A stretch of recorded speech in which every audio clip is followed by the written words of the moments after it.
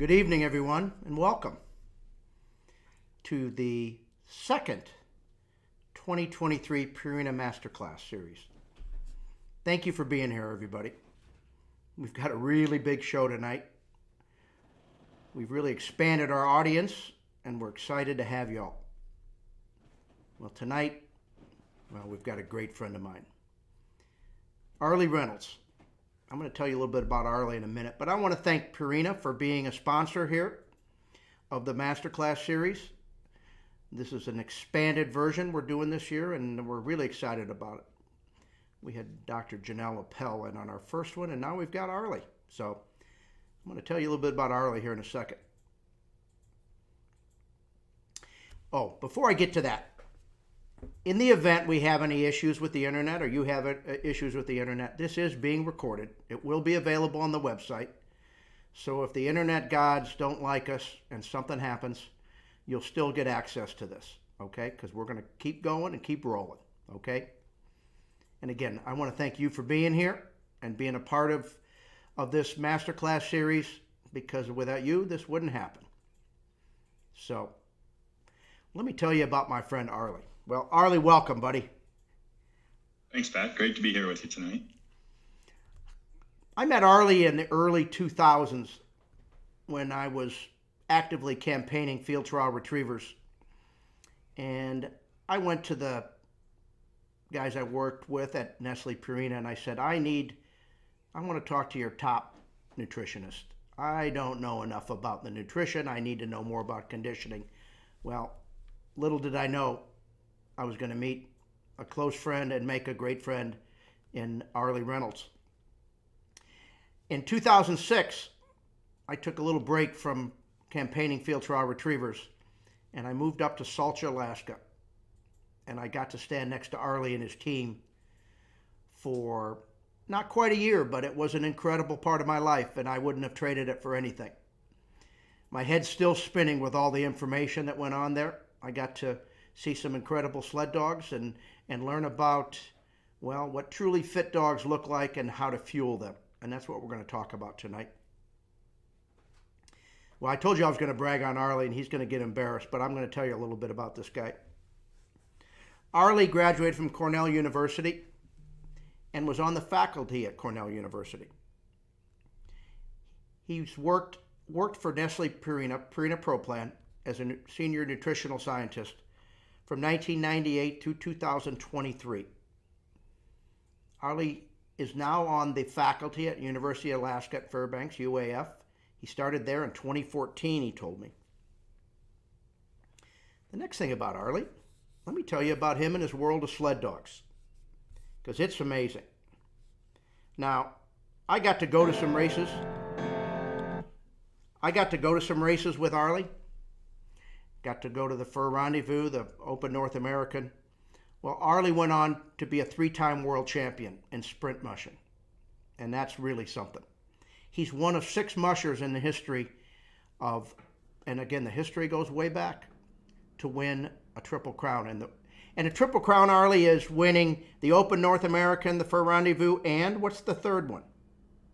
The Toke Race of Champions. Wow, they're very different. It's kind of like with horse racing. They're very different races. So you have to have a pretty versatile team in order to win all 3 of those. They're different distances and different obstacles that you have to overcome. Well, I tell you what, and if you've never seen these dogs run, and I'll tell you, it's not what you would think. I mean, and I was blown away. These dogs are not Hollywood sled dogs. These are dogs of all different colors, shapes, and sizes, and they're amazing, amazing athletes. Well, I just popped up. Well, there's a little bit more about Arleigh. Arleigh's a professor of clinical nutrition, and you see he's a diplomat to the American College of Veterinary Internal Medicine.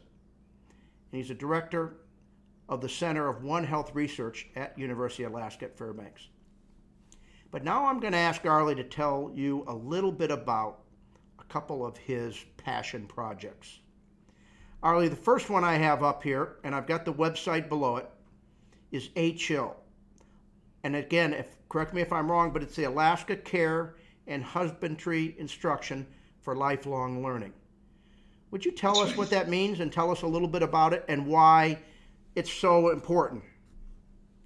Yeah, well, thanks, Pat. Yeah, to me, it's an amazing project that was started by the late George Atla. It started with a program that was named after his son, Frank Atla, as a means of trying to help young folks who were struggling, help them improve their high school graduation rates, help in terms of prevention of getting on to substance abuse and preventing suicide. And the whole premise of this program is to have these young folks work with dogs and learn how to take care of the dogs every day. They learn how to build fires, cook for the dogs, train the dogs, and take care of them. And also through the process of that, they're learning about their history and they're learning a lot of cultural skills from the elders in their community. And it builds self-efficacy, it builds self-esteem, and has been incredibly successful. This program has gone on, thanks to Kathy Turco and others, into 17 other communities in Alaska, and now we're trying to move it into several in the Yukon-Kuskokwim Delta as well. And it's, I think everybody who's on this program is here because you love dogs, and you understand how these dogs are actually almost like therapy dogs for young folks. Suicide is a terrible thing anywhere. And we have really high rates of that in Alaska, particularly among young people. And this program has proven really successful in terms of building strengths, community-based strengths, to help people get through that period of time when they might otherwise be in danger. Wow. Well, I had the opportunity to visit a couple villages when I was there with you, and it was an amazing experience. And so that's fantastic. Well, there's the website for HIL. Robin will have that in the chat box as well if you don't get a chance to see it there. But take a look at that. I think you'll find it amazing. So the other deal here is the Hub Outpost program. And there's a YouTube video here that you can watch about that. That's the link to that is posted on the screen. And Arleigh, would you tell us a little bit about that, please? Yeah, thanks, Pat. Here in Alaska, we've got a lot of communities that are really underserved for veterinary care, particularly preventative veterinary care. And one of the regions that we work in is called the Yukon-Kuskokwim Delta, and that area experiences 7 times the national average of reported dog bites on children. And in order for it to be reported, they have to go to a community that has a clinic. So that we think that number is actually underrepresents the problem. And the issue here is that people don't have access to veterinary care. And so there are a lot of feral dogs. And this area is also endemic for rabies, and up to 25 people a year get treated for rabies exposure. And then those things combine to cause some real problems. The only way of controlling the dog overpopulation is actually by shooting the unwanted dogs. And that causes tremendous trauma, of course, to the dogs, but also the people doing and hearing about the shooting. So it's this program is we work with the community elders in this area. We serve 50 communities that all lie at least 400 and up to 500 miles from the nearest road system.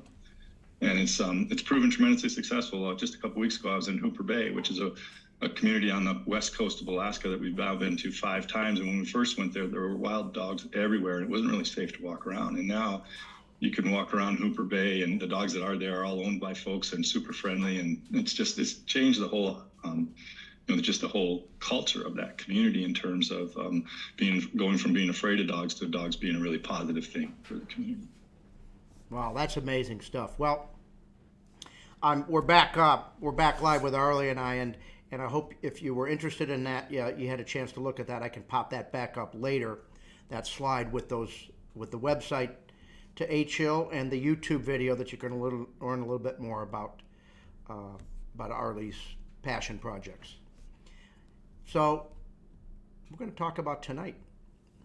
And Arleigh, hey, buddy, thank you for being here. I'll tell you, anytime I get a chance to see you and visit with you, it's a special day, and I get to share you with everybody here on the World Wide Web here. Well, Pat, I want to thank you too. It's always great to get a chance to sit around and chat with you like we've done around 1 million kitchen tables. And that year you spent with us, I sure learned a lot from you too in terms of training, which really helped us go on to be champions. So it's always great to catch up with you.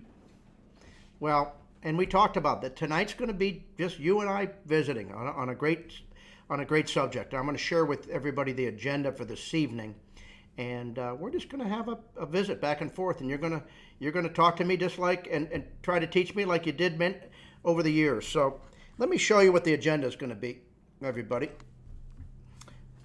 And our evening discussion is titled From Cradle to Champion, an in-depth guide to performance pediatric nutrition. We're going to break this up into 3 parts. Part 1, that's preparing the bitch, getting pre-breeding through gestation and lactation. Then part 2, we're going to talk about getting the puppies off to their best possible start. I know Arleigh said that's such a critical stage, and he's going to share that with you. That's birth through weaning. And then part 3 is the growing safely and optimally. That's the weaning through adulthood. So we're going to get on to part 1, and I'm going to let Arleigh start telling you all about this. All right, buddy. Well, for those of you who are interested in maybe having a litter, or I've done it many times before, some of this might be review, but there's a few things you can do ahead of time that are really going to improve your chances of both the mom and the pups coming through this really well, optimally. And one of them is one of the most important things. Get her on a really good diet, one that doesn't require any supplements, and keep her on that diet. It takes dogs 8 to 12 weeks to really fully adapt to a diet, and you don't want her to have to do that while she's in gestation, or particularly not while she's lactating, right? The other thing we want to do is make sure she's up to date on vaccines. 90% of the transfer of passive immunity, in other words, the antibodies that the mom transfers to the puppy to jumpstart their immune system, happens through colostrum, which means that the mom has to have a pretty good antibody titer at the time she starts lactating in order to pass those on to the pups and protect them from things like parvo and distemper, things that could be fatal to the pups and are highly contagious. So that's a really important thing there too. And the other one is to keep mom in good body condition, right? You guys have probably all seen the Purina body condition score, 1 being emaciated, 9 being grossly obese, and most of our athletic dogs run at about a 4. It's okay to have a mom who's going to be bred up around a 5. I wouldn't want her to get even up to a 6 though, because we know that if they get a little bit heavy, what happens is it really increases their risk of dystocia, which means trouble giving birth, trouble during the birthing process.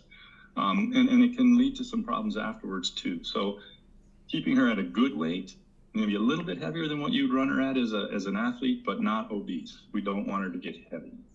And dogs are very different than cats in that they can eat, they can really adjust the amount they eat. So when that big nutritional push comes during lactation, they can actually adjust and eat more food. It's amazing the scope across which dogs can eat. Give you an example on that. When we looked at dogs running long distance races here in Alaska, 300-mile races in basically a day and a half. So 150 miles a day at 30 to 50 below zero. We were able to actually measure their caloric expenditure, and that caloric expenditure was 11,000 calories a day. That is the equivalent of about 50 Big Macs, okay? So if you or I were doing it, it would be 50 Big Mac, okay, on our body weight scale. So their ability to adapt metabolically is tremendous. Again, to put that in perspective for you, that's 8 times what a Tour de France cyclist burns on a per pound body weight basis during the Tour de France. So they're just amazing in terms of the metabolic scale across which they can work. So they can make that adaptation during lactation, and we don't have to pile a lot of weight on them ahead of time to make sure that they don't lose weight during lactation. So those are the 3, I think, really key points. Make sure mom's up to date on vaccines and dewormer. Make sure that she is at the right body condition, and start your. I mean, this is to me an incredibly important point. Keep them on a good diet year round. I think in the Labrador Retriever world, that's not such an unusual thing, but I know like in our sled dog world, a lot of people will feed anything that just about prevents death in the off season, save money. And that's a terrible idea because, as I mentioned, it takes the dogs 8 to 12 weeks to adapt to a new diet. And you often start training when you're changing to a good diet, and that's just too much of a burden on the dog. Arleigh, can I ask you a question? I got 2 questions. Yeah, fire away. The first question is, the first thing you said is to get her on a good diet without supplements. And what did you mean by that? Well, I mean, I think in the past, I think there's a lot of things that have been carried on over time. Some of them wives' tales, some of them just tradition of dogs need a certain thing during pregnancy or lactation. And it's because, long time ago, back in the 60s and 70s, a lot of those diets weren't very good. But as we went through the 80s and 90s, we really learned how to take good care of dogs during, really hard conditions like a large litter of during lactation or really hard work. And the problem with supplementing is unless you know exactly what you're doing, Okay. there's a really good chance that you can throw the balance of the diet off and actually cause problems. And we've seen that where people think, oh, she's going to need a lot of calcium during lactation, so let's give her some calcium supplements, or let's give her something that's going to have a lot of calcium. And that actually will put her at high risk to get eclampsia, which is the hypocalcemia, low calcium, during the time of lactation. Because when she makes that shift from not making milk to making milk, you guys may not be aware of this, but a dog that has 6 or 8 pups or more is producing as much milk at the peak of lactation in terms of her percent of body weight as a high-producing dairy cow. So a dairy cow that's producing 130, 140 pounds of milk a day, your dog is producing that much if she has that many puppies. And so she can't, this is one of the places where she can't take in enough. You could give it to her, but she can't absorb enough calcium to meet the calcium output, so she has to pull it from her bones. If you supplement her with a high calcium diet before she starts lactating, you actually turn off the mechanisms within her body that can release that calcium from the bones. And then what happens is she steals it from her blood, which is a very small pool. She gets low in calcium and she gets paralytic or tetanic. They can go into like seizures. So it's a really dangerous thing to do. And I know people have done it in the past because they were worried that the diet wasn't good enough. If you're worried that your diet's not good enough, eat a better diet. That's great advice.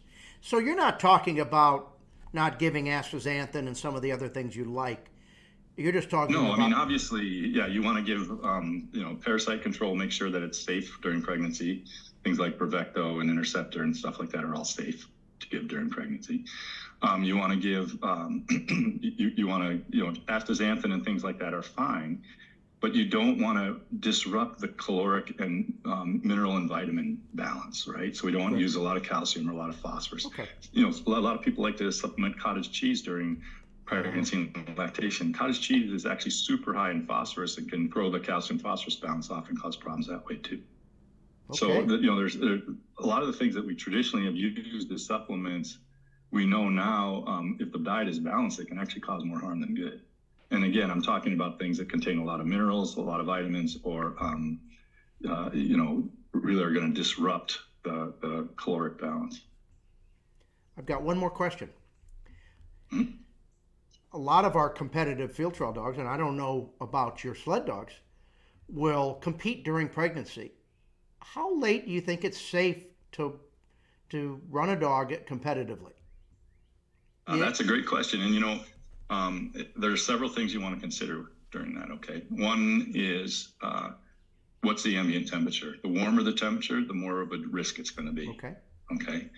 What's the duration and intensity of exercise? Again, if it's longer duration or if it's really intense, and again, you've got the warm on top of that, if your body temperature gets really high, that's going to be bad for the fetus. Okay. And then, I don't like going past about the first trimester of pregnancy, because during the first trimester, a lot of times it's hard to even tell that she's pregnant.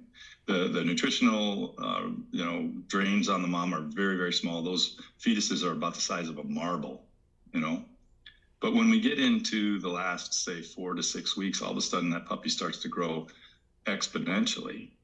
And then they're getting bigger and bigger every day.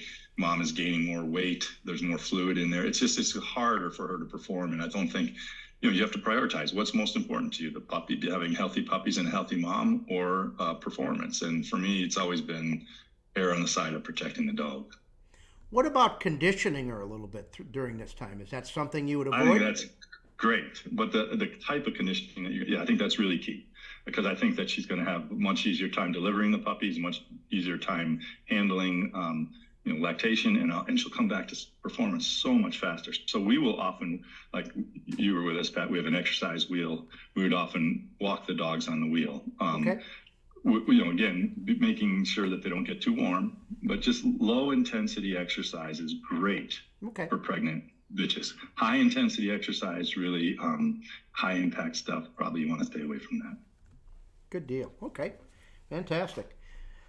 Let me look and see if I have anything I want to talk to about that. Well, no, I think we're going to go into part 2 of this. Let me just jump so there we go. Part 2. Part 2 is we're going to talk about getting puppies off to their best possible start. And I got a feeling that Arleigh, you got a lot to say about this part, and that's birth through weaning. So why don't Yeah, you can I jump? back up just one Oh, second? please do. So for the mom during pregnancy, you really don't have to change how much you're feeding her until we get about halfway through pregnancy, and that Oh, half to okay. 2/3. So when approaching that third trimester, and then we just gradually increase. And usually, you only have to increase to 1 1/4. If she has a huge litter, you might go to 1 1/2. What you were feeding her before she was even pregnant. So it's not a tremendous increase. Okay. And again, the thing I like to do is keep an eye on her body condition score. Don't let her get thin. Don't let her get too thin, because that's not good for her or the pups. She'll have lower birth weight with the pups. But also don't let her get heavy. Keep her right about that body condition score of 5, and you're going to be just fine during pregnancy. And that's really all you have to do. And then now, once she starts lactating, we have a couple other things we have to do. We have to make sure, think about this, at the peak of lactation, which happens in that 2 to 4 week period of time after the puppies are born, she's increasing her food requirements almost 50% per puppy. So if one puppy is a 50% increase, 2 is 100% increase. And you can see when we get to 6 and 8, all of a sudden, holy cow, that's a mom who has 8 or more pups has basically the metabolic requirements of an Iditarod dog. It's pretty darn close. So their requirements are quite high, and we can still usually meet that with a good commercial diet. But that's why I like to use performance diets for pregnancy and for lactation, because they are higher in fat, they're higher in protein, they're going to meet all of her needs. And it's usually what she's used to eating. This is one of the few times, if she has a really big litter, I might allow her to eat free choice. But if not, at least feed her 2 and sometimes 3 times a day, depending. And again, that's going to be for that period of time between about 2 weeks and 4 weeks after the pups are born. After that, we're starting to wean the pups in, so they're not nursing as much, and so she's not producing as much milk. So when you're feeding her 2 to 3 times a day, maybe I didn't hear it correctly. How much, if we're feeding 3 cups to this dog, this female, on normally throughout the year, are you saying you may even triple that? Yeah, you could easily triple that. And you're going And to the watch thing is, they can adapt to that. I mean, it sounds crazy, but dogs are amazing at adapting to that. I mean, think about that. I mean, like I was saying, in terms of these Iditarod dogs that are taking in 11,000 calories a day. Right. That's a normal. That's 8 times what a normal Labrador Retriever would probably eat. Mm-hmm. Yeah. So once again, mostly your guide is keeping an eye on the weight. Body condition score of the mom. Body condition score of the mom. Don't try not to let her get thin. And if she is starting to get thin, rather than add supplements, what I would try to do is add things that are other foods that are complete and balanced, that are palatable, like a canned food, for instance. Sometimes just adding canned food with dry will help, because they tend to be higher in fat. They're also higher in moisture, so they can help get that extra water that she's needing in. And that's the other key. She has to have access to good, clean, fresh water 24 hours a day. That's really important when they're lactating. That's probably the single largest determinant of milk production. Okay. Well, I jumped the gun trying to get to part 2, and you had more to say. I'm sorry about that. That's okay. No worries, buddy. Well, let me know. Are you comfortable? Have we covered that adequately? I think so. Well, like I said, and I'll show you again our part 2. Our part 2 is now we're going to talk about those puppies, birth through weaning, getting the puppies off to their best start. Now you were talking about the mother. Now we're talking about the puppies. Correct? Is that where we're? Exactly. Yeah. And then, those first 2 weeks of life are critical. They're probably the most critical period in the puppy's life in terms of survival. Later on, we're going to talk about critical periods in terms of being healthy for the rest of their life. But somewhere between 25 and 75% of the mortality that happens in puppies happens in that first 2 weeks. So it's a time you really want to pay close attention, right? And I think the very best way, and most of you who have raised puppies probably already know this, but the very best way to monitor how they're doing is to weigh them every day. And normally what you're going to see is in the first I usually weigh the pups the day they're born. And in the first 24 hours, they will often drop a little bit of weight. So a normal Labrador Retriever might be 400 to 500 grams when it's born. Say it's 450 grams, it might go down to 430 the first day. Part of that is that they've been swimming around in an amniotic sac filled with water, and they dry out. right? And they don't dehydrate, but they dry out. And they're learning to nurse, and it takes a little while. So there's a little bit of a learning curve there. Between 24 and 48 hours, they should regain their birth weight, and they should actually, by 72 hours, exceed that birth weight. And oftentimes what we shoot for is that they've doubled their birth weight by 7 to 10 days after birth. Okay. So if they're following a course like that, great. But if at any point during that first 2 weeks they lose weight, or they stay the same weight 24 hours in a row, that's a warning sign that pup is not getting enough food. And you either have to give it some alone time with its mom, check its temperature, see if, look for cleft palate, look for something that's going on that's causing that. Okay. And make sure that the other pups in the litter are also not experiencing the same weight or a weight loss. And if it goes on for too long, we may actually have to either use a nurse bottle or stomach tube that pup to catch them up. So at what point would you seek veterinary consultation? So that's a great question, Pat. I think a lot of this can be managed by people at home. Mm-hmm. But the earlier you intervene, the better the chance you have of making sure that puppy catches up and does well and never looks back. Okay. It's where we often run into trouble is where people don't, they're out working, and then we all have to work, right? But they're out working and they come back and that pup's been pushed away from the mom for 12 hours, and it's hypothermic, it's hypoglycemic, and it's not doing well. It's really in trouble. And in that case, you're probably going to have to intervene. And the first thing that you do is warm that puppy up. Mm-hmm. Second thing we're going to do is give it a little bit of glucose. And then the third thing we're going to do is give it, try to get it to nurse on the mom if it's strong enough. If it isn't, give it some milk replacer until it is strong enough to nurse on the mom. There are 3 ways you can give milk replacer if the pup's strong enough. First you can nurse on the mom. If the mom doesn't have enough milk, or if she rejects it, then you can use milk replacer. Use one that's designed for dogs. Don't try to make one. Definitely don't use cow's milk or goat milk. You probably would want to talk to your veterinarian about this, but it's very easy to stomach tube puppies. It's a super easy thing to learn how to do, and it's really quick. And it's a lot better than using a dropper bottle, or if you have a whole litter of puppies. Like usually this happens in large litters, right? The mom doesn't have enough milk. Uh-huh.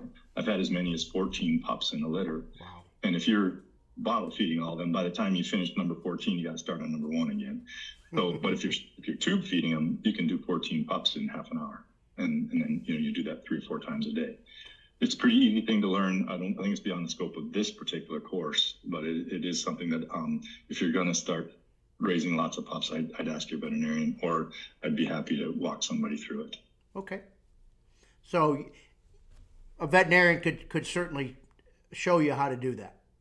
It's super easy to learn. I once talked to my wife through it over the phone when I was at Colorado State admitting our new vet students, and we had a puppy who was struggling. So, yeah. Very good. Well, what else do we need to talk? So you're talking about the first 2 weeks. What about the next two? So the first 2 weeks, let's make sure they're gaining weight every day. Mm-hmm. Let's make sure they've doubled their birth weight by 10 days. And if all that goes well, great. Then we're going to start giving them dewormers at about 2 to 3 weeks of age for things like hookworms and roundworms, which can be a real problem in little pups. And even if you've been extremely fastidious in parasite control monthly with your bitches, the thing about these parasites, they've learned how to survive over eons. And so when a pup is infected with a roundworm or a hookworm, some of those that they get infected, they go through about 5 stages of development. Some of them will actually insist in connective tissue and stay there their whole life. And then when the mom is pregnant, some of them will actually, with the hormonal changes of pregnancy, migrate into the pup via the placenta. And others, like hookworms, the minute she gives birth, the hormonal changes there will stimulate them to mature and go into the mammary gland. And I've actually seen pups get a lethal dose of hookworms the first time they nurse. Wow. So it is important, obviously, that we try to keep the moms free of parasites. But just because we've done that, it doesn't mean that the pups won't still get infected from her. So we have to be real fastidious, and we usually start that at 2 to 3 weeks and continue every 2 to 3 weeks after that with something real mild like Purina palm white strongyte. Works really well for that. So that's the next step. And then, of course, the next step is weaning for the pups, right? And so weaning is a pretty easy thing to accomplish.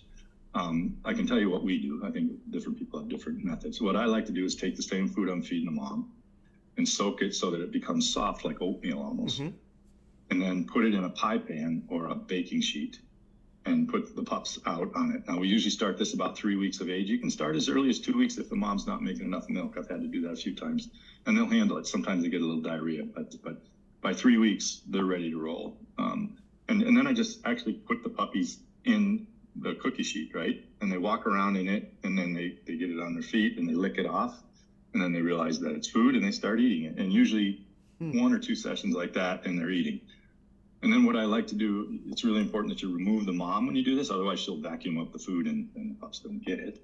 And also by removing her, it takes away a little bit of their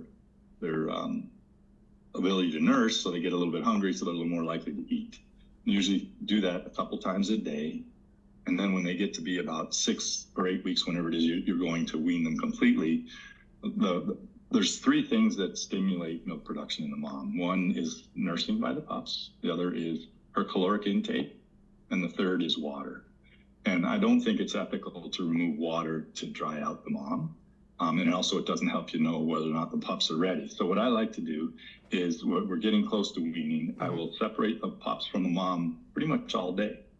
Feed them in the morning when we separate them, and then feed them again in the evening before we put them back with the mom. And that way we can monitor how much everybody's eating, right? And also the pups haven't been with the mom all day, so they haven't had this stimulus of nursing on her, and so that decreases some of her milk production, so we don't want her to get mastitis. And then also I'll cut the mom's food intake by half.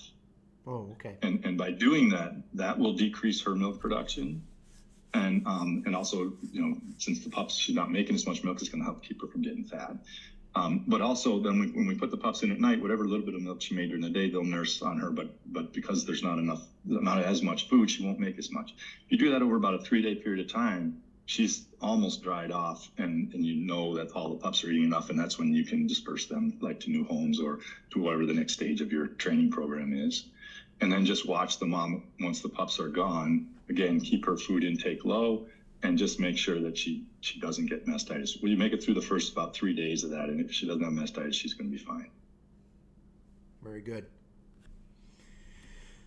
So most of my questions happen a little bit more. Some of the feedback I've gotten is probably going to be more in the part 3 section. Do you think it's... Yeah, that's a big one. That's the big one. Well, we're a little bit over 30 minutes in, and let's jump into part 3. How's that sound? Sounds great, Pat. And then again, there's our part 3. That's growing safely and optimally, weaning through adulthood. So that's our title of part 3. And then, Arleigh, why don't you go ahead and jump in there? Yeah, so to me, this is one of the most critical periods of the pup's life, particularly in terms of the impact you can have on the health for the rest of their life.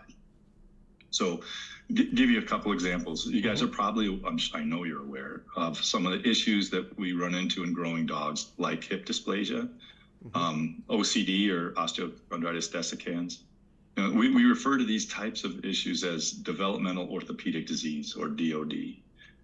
And let me just refer you back to a study that was done at Purina several years ago, which is kind of a landmark study. And even though it was done back in the 90s, the information is still relevant today. In this study, what they did is they took litters of Labrador retrievers and they split them. And one group, which they referred to as the free choice group, was allowed to eat all they wanted to eat for 10 minutes twice a day. And then the other half of each litter was referred to as the restricted fed group. And they were fed 80% of what their free choice litter mates ate. Okay. They followed these dogs through the first 2 years of life. What they found is that in the free choice fed group, those puppies had, in that group, 3/5 of them had radiographic evidence of hip dysplasia using the Penn hip method at 2 years of age. In the restricted fed group, it was 1/5. So what does that tell you? What that tells me is that there's definitely a genetic predisposition for this in this group of dogs, but you can really impact how those genes are expressed by the way you feed them. So if you want to give your dogs the very best chance to grow up without hip dysplasia, what you want to do is restrict the way you feed them when they're growing. That doesn't mean make them skinny. It means don't let them grow too fast. Keep their body condition about a 4. So on the thin side, but not emaciated. And then this study continued actually for the life of these dogs. And what they found is that not only did the restricted fed dogs live longer, like a year and a half to 2 years longer, but they ended up with less arthritis and less degenerative diseases like kidney disease and things like that later on in life, less arthritis. So, I mean, the way they were fed as puppies had a tremendous impact on not only what happened while they were growing, but for the rest of their lives. And so it's really important when we're particularly in large breed dogs like Labradors, that we restrict how much they're fed while they're growing. They're still going to reach their adult size. It's just going to take them a little bit longer. I'll give you another example. When I was first in practice, we had a lot of Great Dane breeders, right? Mm-hmm. And this concept of restricted feeding had just been published at Cornell, where I'd gone to vet school. So I knew about it, and I implemented it in the puppies that I had. And when they would come in for their vaccines and their health visits and stuff like that, the clients I had were madder than a wet cat, because they bought a Great Dane because they wanted to be a big dog, and the puppies that I was overseeing were 2/3 the size of the other puppies at like 6 months of age. And I said, listen, you got to trust me on this. They're going to be the same size, but they're going to live a lot healthier lives. And sure enough, the dogs that were really big at 6 months of age, about half of those dogs ended up with Wobbler syndrome or HOD and were euthanized before they were 2. Oh my goodness. And the ones that we restricted fed went on, Great Danes don't live a long time, but they went on without developmental orthopedic disease. So it really impacts the dog. So for Labrador Retrievers, the period of time we worry about is about that 3.5, 4 months to about 8 months of age, when they're growing the fastest that they're going to grow. And usually what happens is when you hit about 6 months of age, you don't end up feeding them more. So like, if we look at what we're going to feed in terms of percent of an adult dog, mm-hmm. up to like 3 months of age, we're often feeding twice maintenance. And at 6 months, we might be 1.5. And by, but the dog is getting bigger, but we're feeding the same amount of food. So it shrinks down to 1 times maintenance by the time they're about 12 to 14 months of age. And again, the other thing you can do is weigh them every week. And you don't want a dog that's Labrador Retriever size gaining more than 3.5 to 4 pounds a week. Okay. And if they're gaining more than that, you want to count them back and look at their body condition score. Don't let them get heavier than a 4. You want to, when you're looking at them, you want to be able to see that last rib or two when they take a deep breath. When you run your hand over their spine, you want to feel the spinous process. They shouldn't be sticking up, like a picket fence, but you can tell they're there. And I think one of the best places is where the wings of the ilium, the hip bones that come up along the spine. You want that flesh to be level there or slightly concave. You don't want it to be really concave and have those little spinous process on the sacrum sticking up, but you don't want them rounded between them. That's one of the best places to check for the dogs. That's what I learned from you. I never thought to look at between the hip bones. I always was just looking at ribs and ribs only, and that was significant. And interesting. So the basis of all these large breed puppy diets are reduced calories more than anything? Yeah, and there are other things we need to consider here. Back when I was in vet school, which is a long time ago, the generic diets first came out, and we saw a lot of dogs on generic diets get developmental orthopedic disease because they were eating so much food, they were taking in 4 to 5 times their calcium requirement. So that really high calcium intake induced this as well. So the thing about large breed dogs is that they restrict calcium to the requirements of a growing dog, but they don't overfeed it. They keep the calcium phosphorus balance right where it should be. And they are high enough in protein to support all the great growth that the puppy's going to do, but low enough in calories that you can be off a little bit every day and not put them at risk of getting too much. The real problems are mineral imbalance and too much energy intake. And so, if you look at most of these large breed dog foods, they're down around 14% fat, whereas our performance diets are more like 20, right? Very good. Okay. Excellent. Well, again, it just, it's hard for people to keep those puppies thin. And, and it's hard because they love them, and feeding dogs is one of the things that makes dogs happy and it makes people happy. But you really have to be careful here. And the other thing that it sets them up for, that I didn't mention, is if they get obese before they're a year old, they're much more likely to be obese later in life.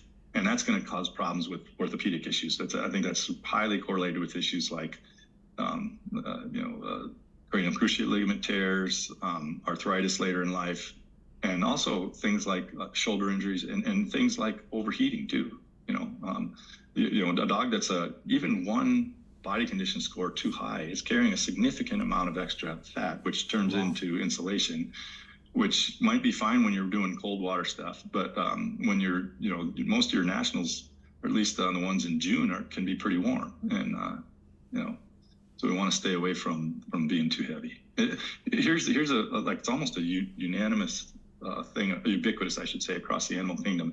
Animals that are grow up and stay a little bit on the thin side tend to live a lot longer. You can double the life of a rat, which they generally don't live very long. You can double the life of a rat by keeping it thin. And it's true for people, it's true for dogs. Super interesting. I know, and it takes some training. I was, training dogs for many years and thought I had fit dogs. And you came to that one national in St. Louis and dropped a bomb on me. And you said, what's really cool though, Pat, is, that was a long time ago. I think that was 2005 or something like that. 6, maybe 5. That was earlier than that, I promise you. Might have been, yeah. And I was shocked to see these incredibly well-trained dogs and how many were actually what I would have said overweight to clinically obese. I know. And now when I come down to like your training grounds or other places where people are, they look like athletes now. I think you guys in the sport have done a great job of changing that in a relatively short period of time. That's awesome. And I think the most amazing thing, and I took a lot of photographs of what your sprint dogs looked like, because it's a retraining of your eye.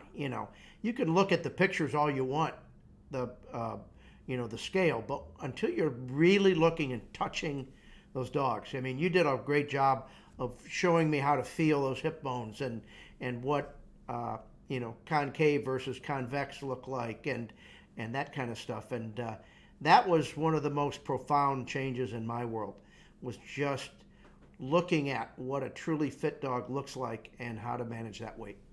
It's huge. Yeah. And I think you guys have done a super job of that. My son and daughter-in-law have a Labrador that you've helped train, and Andy's helped train, and they've done a great job of keeping that dog thin. That is a really athletic dog. It's really fun to watch that dog run. Well, I think my man Mike Larry's on there, so we better show him some love. He helped out a little bit. Oh, Mike's tremendous. Well, he didn't do much, but we did most of the work. I'm sure he did, but my point is that that dog. It was a big dog. I think it's set up to live a long, healthy life. It's a pretty large Labrador. I think she's almost 80 pounds, but she's at a body condition score of 4.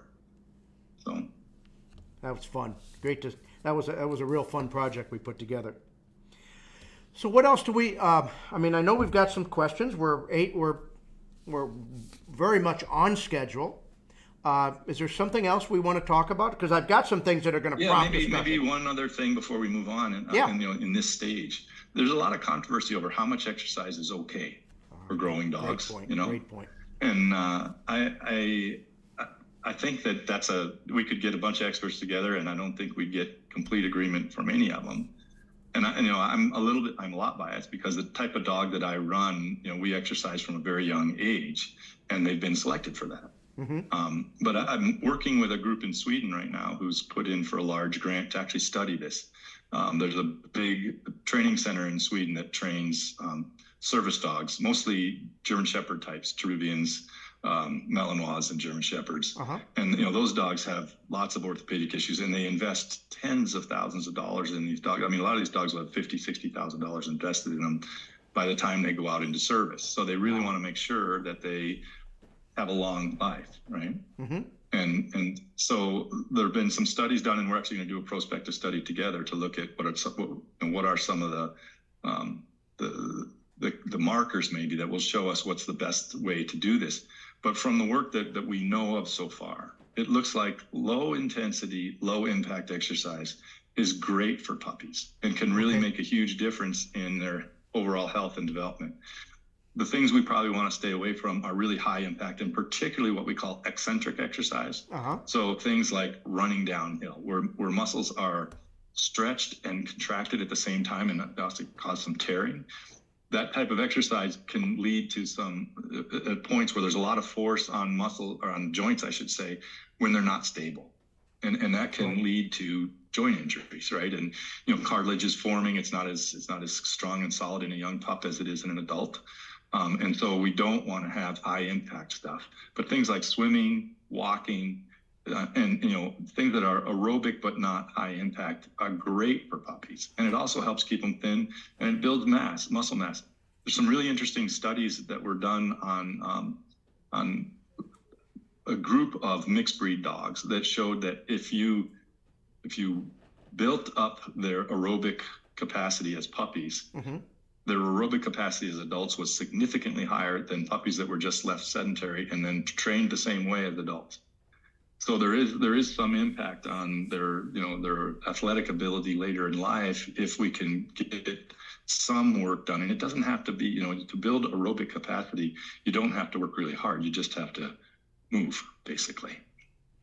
I mean, it's hard, these young puppies, especially these really high energy, really promising young dogs, you can stretch them out to extremely long retrieves, but it's not always the best thing for their body. And, you don't think of the downhill impact, and you start doing all the significant starting and stopping that you do when you're doing these older dogs, and these puppies are psychologically and developmentally capable of going those distances, but you really have to force yourself to be careful and not overdo it. And I think we're a little bit better. You guys have selected for dogs that have incredible drive. I mean, and an incredible capacity to learn.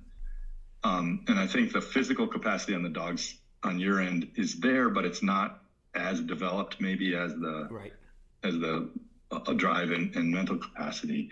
I can tell you from what we do, which is different than you did, but I think it's comparable in many ways. The interesting thing about dogs, when I was a young postdoc after my PhD, I worked with a great comparative exercise physiologist, guy named Dick Taylor at Harvard.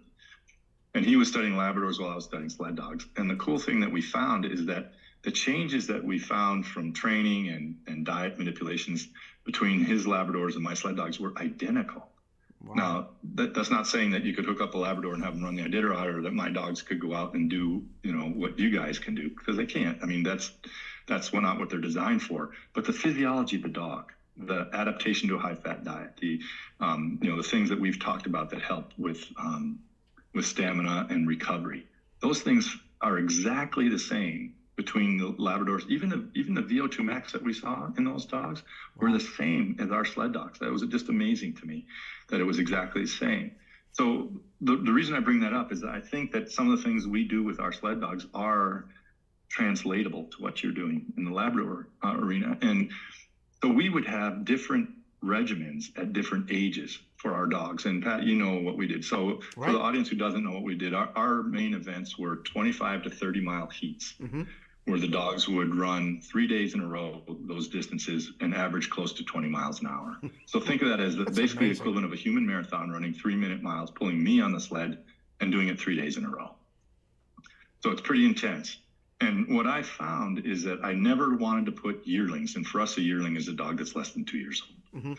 I never wanted to put yearlings in my main team because several of them were capable of doing it. But if I did that, it would often shorten their career. And they would often do well as yearlings and then do less well each successive year after that. And I think it's because while their mind really wanted to do it, they didn't know how to protect their body, and their body wasn't capable. When I take pictures of those dogs as yearlings and then as 2 and 3 year olds, they look physically so different in the way that they were muscled up and they're very, very different in the way that they could finish. They tend to be real fast starters, but not be able to finish real well. And so when the rest of the team is rolling home, that poor young dog is just trying to barely keep up, and it's really hard on them mentally and physically. So we actually had, we had a puppy program, we had a yearling program, and then we had what we called the trooper program, which were the adults. And then our retired dogs, when they couldn't quite manage the speed anymore, would come back and train the yearlings and pups. And that's the way, that's the way we went around. But my point being is that I don't think dogs are physically capable for their optimal performance till they're 2 or so. And that's from a physical point of view, not necessarily a mental point of view. But I think that's pretty ubiquitous across the dog world. But that physical point of view turns into mental point of view. I mean, for sure. Yeah. Oh yeah. I mean, if you put a dog, as you guys know, you put a dog in over their head too many times, they're not going to trust you anymore, and they're going to protect themselves, right? And one of the things we always try to do, and I've seen you do this too, Pat, is try to make what we're doing something the dog really loves to do. Mm-hmm. And there are times when we have to we do things that are really hard, but we build up to that, mm-hmm. so that when we get to those things, the dog's well capable of doing them. Absolutely. It's a lot of repetition. Well, Robin just handed me a little note about water. Robin, would you expand upon that? That was watering puppies. You talking about, and this is because it's early. Let me take a look at this real quick. Okay. What about young? Do you make water totally available? And if you've got these young puppies that want to drink an excessive amount of water, is that at all concerning? It can be. So, we live in Alaska, right? So, it's a very different world than probably most of the rest of the folks that are here tonight. It's still getting down below zero at night, and we've had a few days above freezing, but we've also had a few days this week where it didn't get above single digits, right? When the weather's like that, and it's colder than that, of course, in the wintertime, that's mm-hmm. spring for us, we can't leave water out all the time because it freezes. Right. So we teach we bait the water, as you know, because you were there. We bait the water with a little bit of softened dog food. So it's kind of like a warm soup. And we teach the dogs to drink when it's available. And I mean, we teach them to eat when it's available too, because like you guys, we're on the road a lot. And when it's time to feed, they need to eat.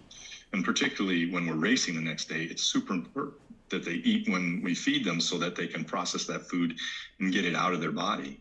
A friend of mine did a study one time looking at what is the impact on a dog for carrying one meal in its body while it is feces while it's exercising the next day. And it turns out, like, if we were to make the comparison with thoroughbreds, handicaps, it's a 25-pound handicap for a thoroughbred. Wow. It's a significant amount of weight, and you've got this physical thing of the feces slapping in the colon. That's why they often get diarrhea when they're running. It's not that there's something wrong with the food. It's just that there's a mechanical action there that irritates the bowel, and then you want to get rid of it. So we like to get that food processed and out of the body before the next, because our runs are an hour and a half long, right? No stops. So my point here is that we train them to eat and we do that as puppies. So we feed all of our puppies together, mm-hmm. and when somebody stops eating, they get hooked up.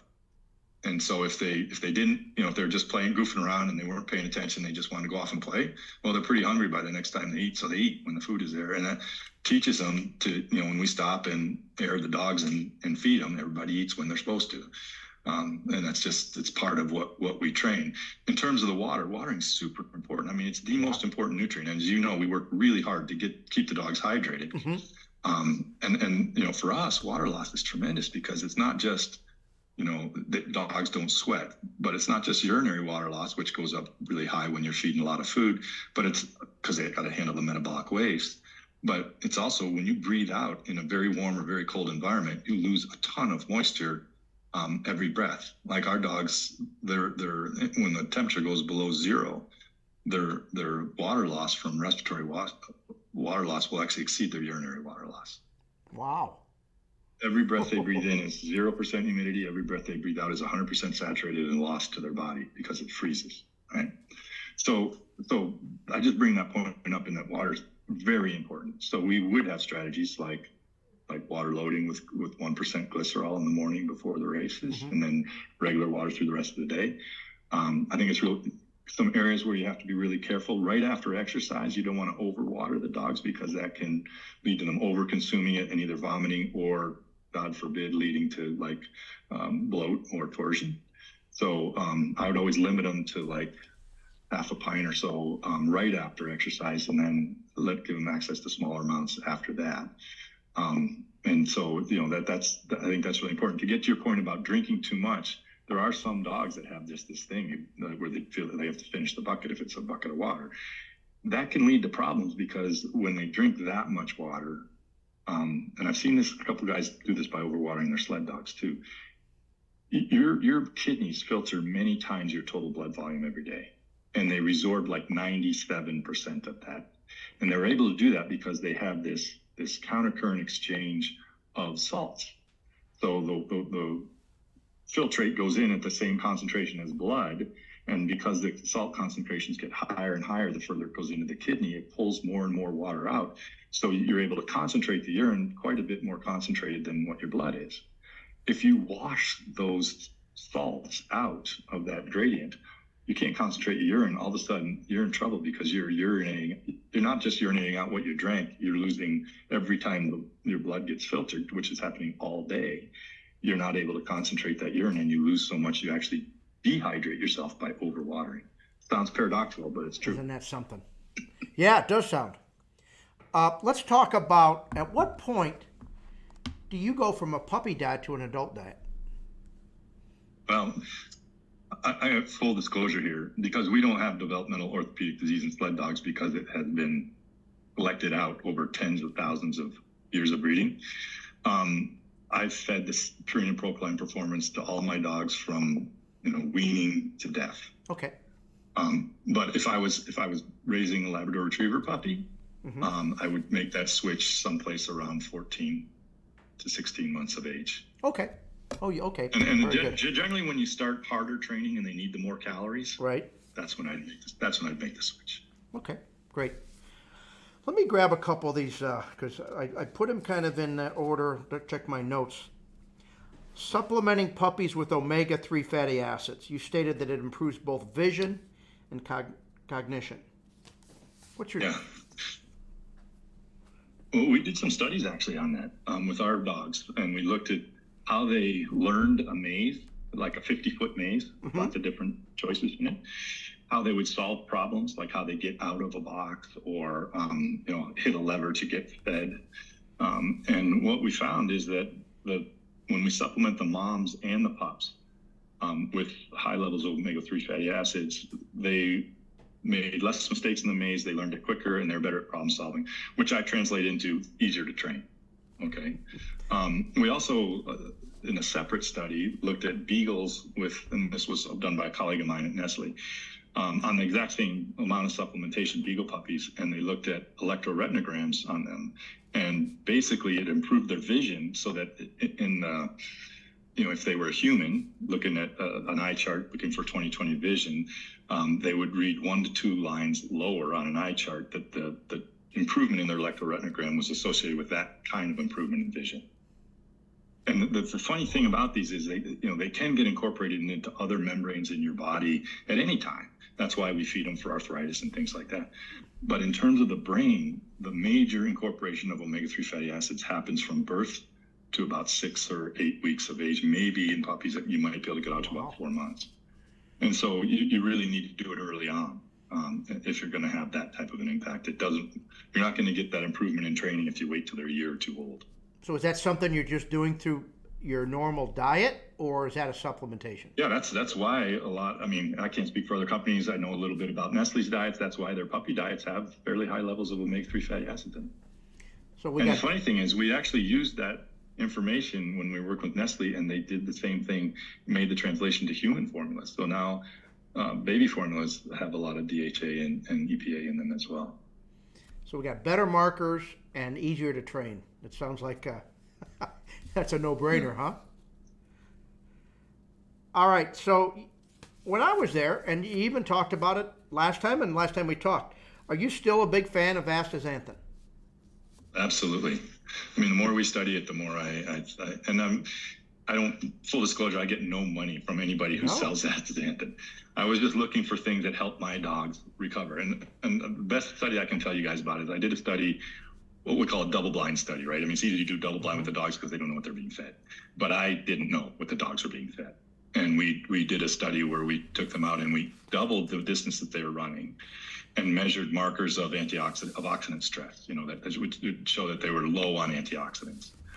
And I remember coming in and telling my wife afterwards, man, some of the best dogs in the team just didn't look good today. And then some of these guys that are like never going to make the team looked awesome.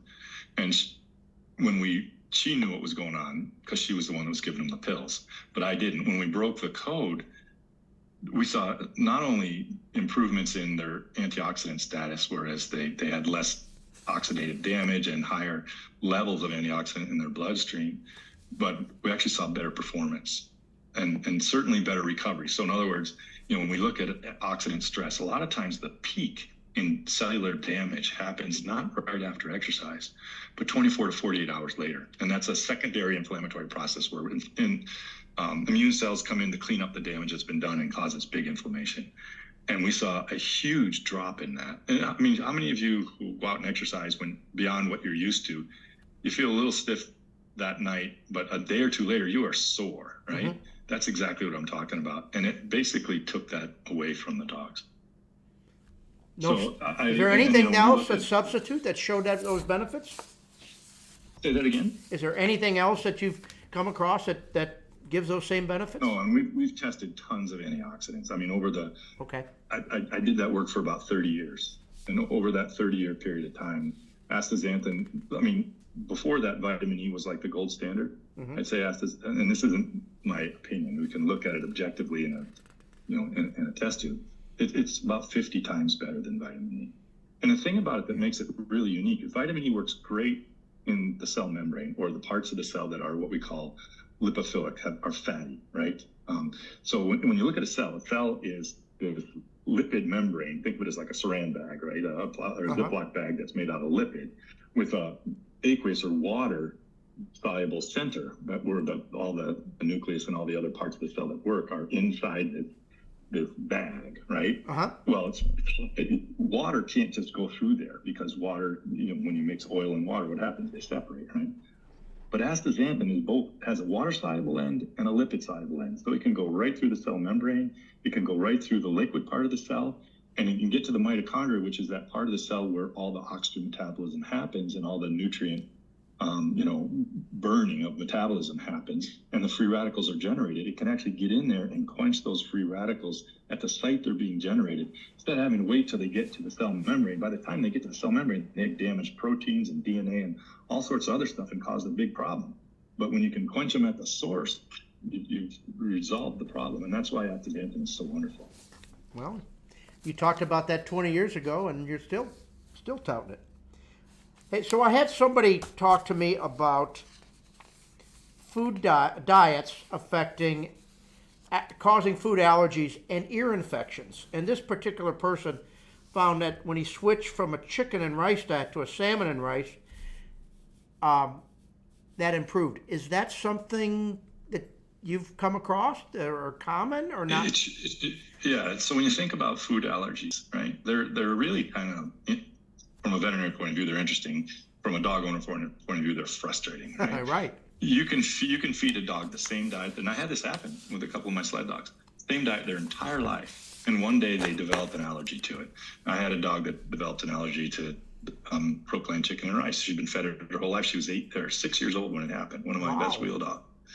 And so we had to put her on the salmon formula. And once we switched her to the salmon formula, it was like it all went away. I mean, and if she got a bite of a kibble of the chicken and rice, boom, she'd blow up again. Now, here's the thing you have to be careful about. Some, like the ProPlan salmon and rice, also has poultry meal in it. So that's not going to fix the whole problem. You have to go to something like sensitive skin or another product like that. Wow. I read that question because you guys sent it to me, and I think what happened there was that they also increased omega-3 fatty acids a lot, and those are really anti-inflammatory. So there may have been a little bit of an allergy problem there that the omega-3s helped manage a little bit, but I'd watch that carefully because it may come back. But we often see ear infections with food allergies. The weird thing about food allergies in dogs is they can show up as a GI problem, but usually they show up as a skin problem. Yeah. And usually it's things like a red belly or itching under their armpits or in between their legs. And in Labrador retrievers and particularly dogs with ears that fold down, ear infections are super common, commonly associated with food allergies. And the best way to treat something like that is to go on an elimination diet, a diet or a low antigen diet, like Purina makes a diet called HA. that has the proteins are digested so small they can't be allergy forming. And then you can start adding different proteins to it, like add chicken to that. If they flare up again, you know they're allergic to chicken, and then you just look for a diet that doesn't have chicken or poultry in it. That's good advice. All right, my good friend Mr. Lardy, he's got a couple questions here. I better show my man some love I'm sure here. they're good ones from Mike. All right. So let me look at this. Explain the paradox that relatively skinny but well-conditioned pointers can run 3-hour heats, depending primarily on fat metabolism for energy. Does that mean hardworking retrievers should be skinny? And now we talked about weight, but we talked a little bit about this the other day, and you wanted to talk about the use of fat versus muscle glycogen. Yeah. First, I want to say thanks to Mike for that question, because that is an awesome question. He always comes up with these real brain teasers. So it seems paradoxical, right? Well, how can a thin dog run that far? But here's what you have to understand. A really thin dog like that is still going to be 6 or 7% body fat. And I know that because we've measured them on a DEXA machine. A dog that's 6 or 7% body fat, and most of us as people are like in that 10 to 20% body fat range, right? So that dog still has 50 times as much energy stored in fat as it does in carbohydrates or glycogen in its muscle. So think of them as two different fuel tanks, right? Right. You've got one that's 50 times smaller than the other one. Now, it's still a very important tank, because that's the tank that's going to get you the maximum speed that you want. Right. But if you can adapt to burning fat, and the way that you do that is to feed a high-fat diet and to do conditioning, aerobic conditioning. What you can do is spare that carbohydrate tank, so that for every time that you need to pull from that, you don't have to pull as much. You can get a significant amount of more power out of fat than you would if you weren't adapted to it, and therefore allow that carbohydrate tank to last longer. And we've actually seen this in some of the studies we've done, where we've either carbohydrate loaded dogs or fat adapted them. And the fat adapted dogs running up really steep hills at high speeds could run up 3 times as many hills as the carbohydrate loaded dogs, even though carbohydrate loaded dogs started with almost twice as much glycogen in their muscle to begin with. But they use it at 2 or 3 times the rate because they're not fat adapted. So this is the real strategy for dogs, and this is ubiquitous. It's not just blood dogs, it's Labradors, because we did this study with Dick Taylor, is to not carbohydrate load, but to carbohydrate spare by getting really good at burning fat. Does that make sense? So fat adaptation basically allows you to have the same power output that you get from glycogen, but you're getting it from fat, where the fuel tank is 50 times as big.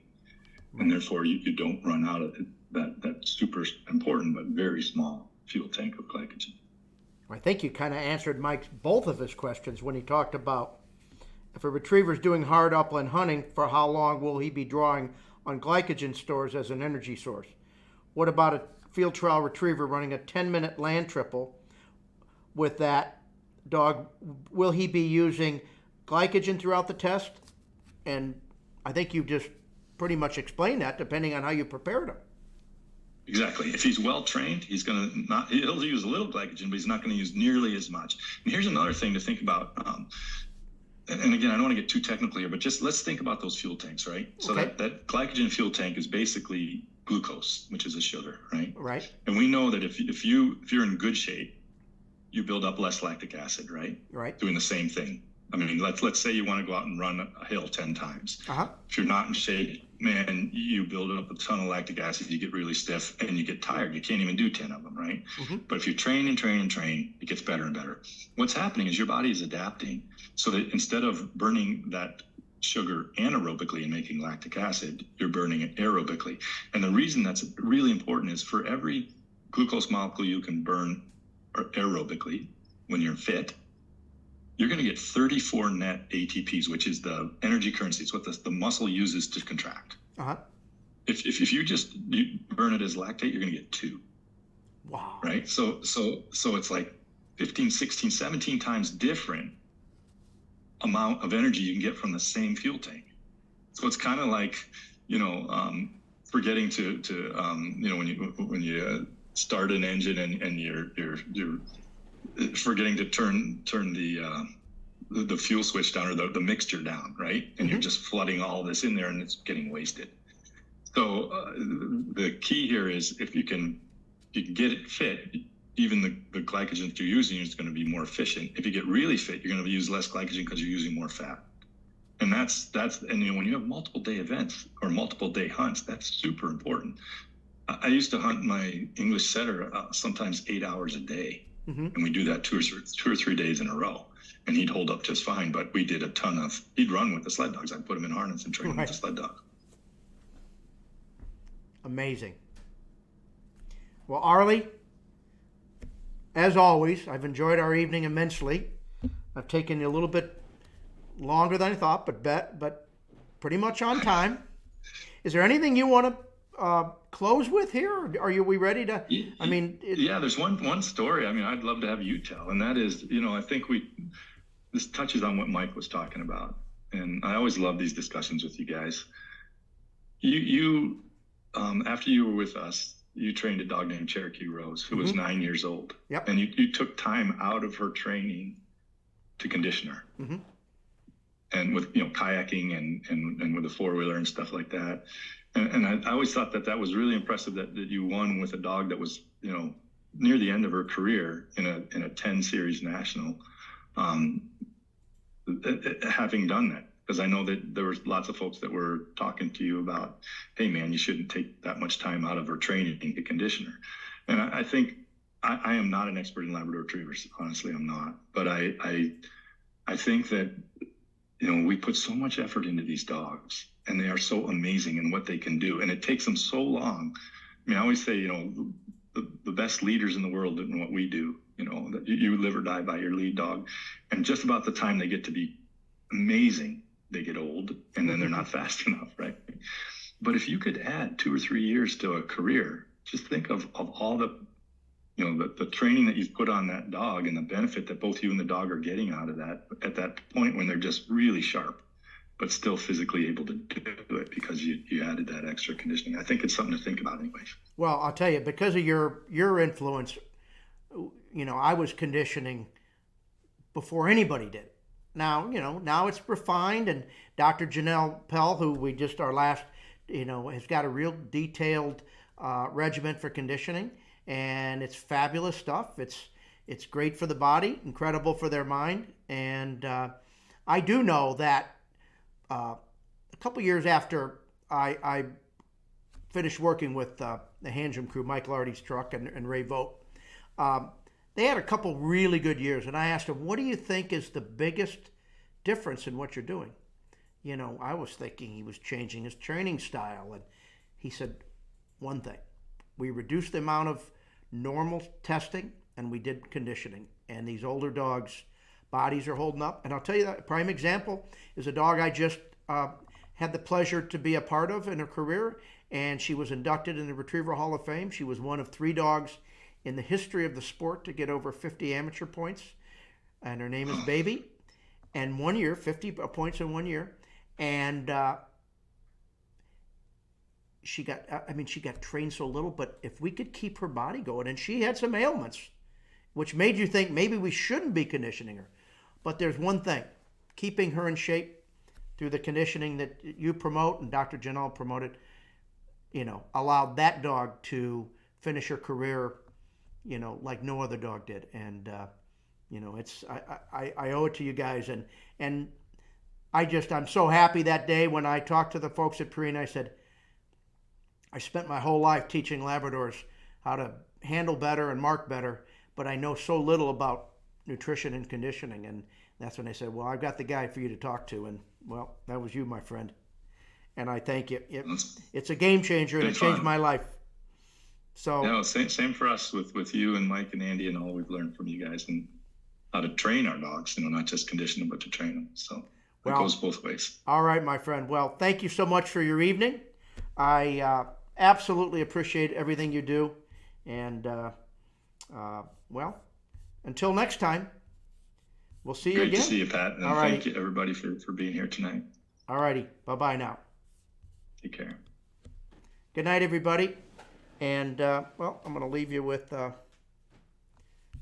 going to talk a little bit about our...